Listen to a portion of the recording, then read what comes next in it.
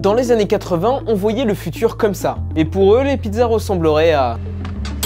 Et nous, en 2021, comment pourrait-on imaginer la nourriture du futur? De la viande artificielle, des légumes, des pilules? Surtout avec du beurre, si possible. Notre alimentation du futur doit provenir d'une exploitation durable. Il faut que ce soit écolo. Je ne vais pas te faire une dissertation de 45 minutes sur le sujet. Ouf! Laisse-moi simplement te citer deux nombres. Il faut 2200 litres d'eau pour produire un steak haché. Et ce qui fait vraiment mal, il faut 3500 litres pour une tablette de chocolat. Non! Si. Alors admettons que tu décides de ne plus consommer de viande provenant d'élevage industriel, mais que tu ne souhaites pas non plus devenir complètement végétarien. Une seule solution s'offre alors à toi, la viande artificielle. Ce n'est pas de la science-fiction, mais une technologie bien réelle. Pour créer de la viande de culture, il faut extraire quelques cellules d'un animal et leur donner un environnement assez riche en nutriments pour qu'elles se développent. C'est faire pousser de la viande in vitro. Rapidement parce que j'ai la dalle quand même, hein. L'impact écologique de cette alternative pourrait bien être inférieur à celui de l'élevage industriel actuel. Il faut cependant prendre en compte que cette industrie en est encore à ses débuts. Tu ne risques pas d'en trouver au supermarché du coin avant un bon moment. De leur côté, les astronautes de l'ISS ont eux aussi pu goûter à de la viande artificielle, cette fois imprimée en 3D à partir de cellules biologiques. Le but de cette expérience était de trouver un moyen de nourrir les futurs voyageurs de l'espace pendant de longs trajets. Et tu sais ce qui peut nourrir ton esprit pendant un long trajet? Eh bien l'édition spéciale Enjeux du futur du magazine Futura.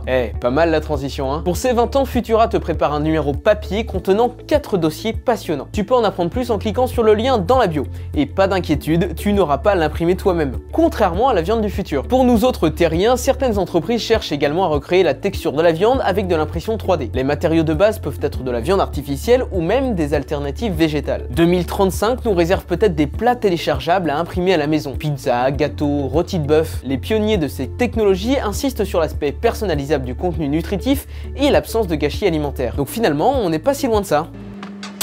La nourriture du futur pourrait également inclure une autre source de protéines animales écologiques et déjà consommées par des milliards de personnes. Il s'agit des insectes. Pardon? Ces petites bêtes sont pleines de nutriments et bonus, elles nécessitent 5 fois moins d'eau par gramme de protéines que du bœuf. Eh bien peut-être, mais moi je n'y touche pas. Et voici le principal problème. Dans notre culture occidentale, nous voyons les insectes comme nuisibles, sales et aliens. Pour contourner cela, on peut toujours les réduire en farine et les mettre dans nos gâteaux. Par exemple ton cookie. Quoi? Finalement, qui sait ce que nous réserve vraiment la nourriture du futur? Sûrement des plats variés, des saveurs nouvelles et peut-être même des PDF de plats gastronomiques. Pour en découvrir plus sur les enjeux scientifiques du futur, clique sur le lien dans la bio. Futura y prépare un projet spécial, son tout premier magazine papier en 20 ans d'existence. Tu peux participer à la création de cette édition et être tenu au courant de son avancement en te préinscrivant depuis le lien. Sur ce, je vais aller m'imprimer une petite paella